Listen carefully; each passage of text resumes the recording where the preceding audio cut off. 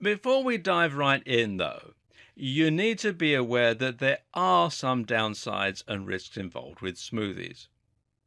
Now, smoothies can do a world of good, and throughout the rest of this video series, you'll be learning the ingredients, techniques, and tricks to enjoying some seriously healthy and tasty juices.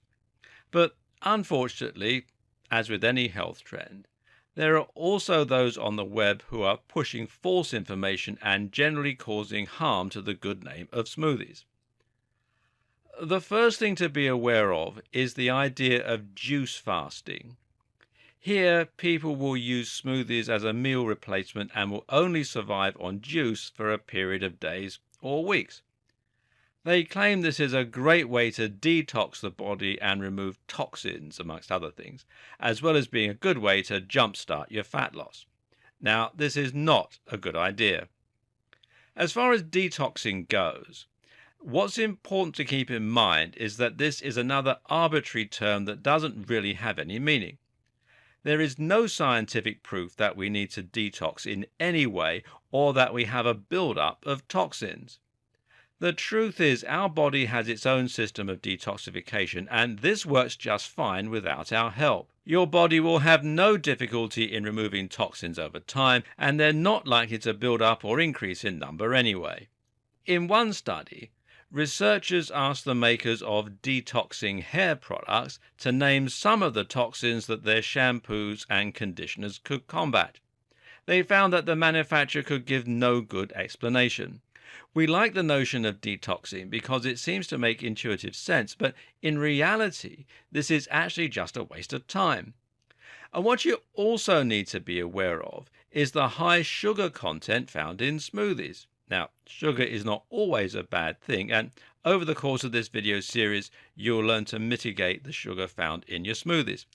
However, when you remove the food from your diet, you remove the buffer to protect you from the sugar and the acidity in your smoothies. This can result in some serious damage to your health, and a diet consisting purely of smoothies is likely to damage the stomach lining and, more importantly, the teeth.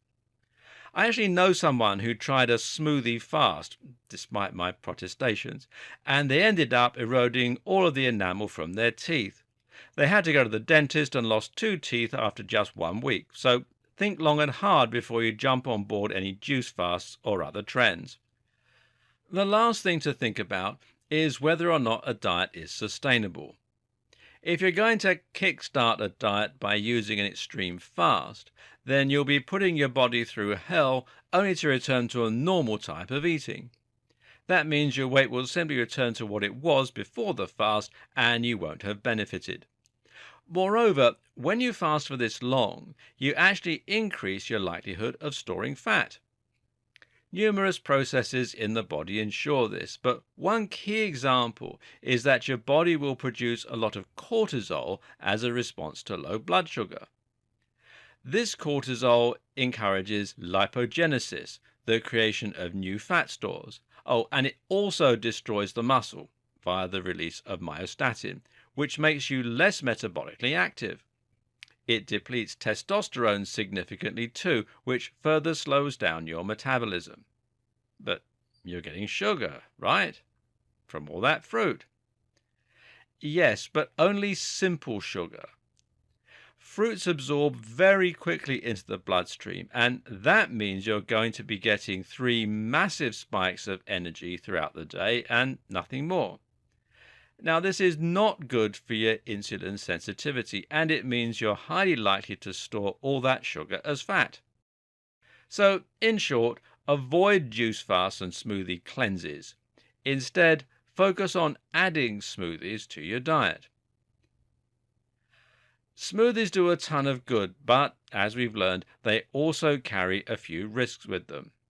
If you're now concerned at the potential damage that the sugar in smoothies can do, it might have put you off the idea of adding smoothies to your diet.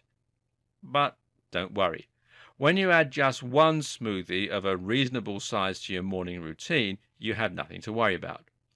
This is especially true if you also make sure that you reduce sugar from other sources in your diet. If you have particularly sensitive teeth, though, or if you don't react well to sugar, Another option is to focus more on vegetable smoothies or to look for fruits which are lower in sugar. There are plenty of good options to choose from, and adding more water to your smoothie can also help to dilute it. When we go through the recipes and tips, you'll see there are a number of different options that are lower in sugar than average.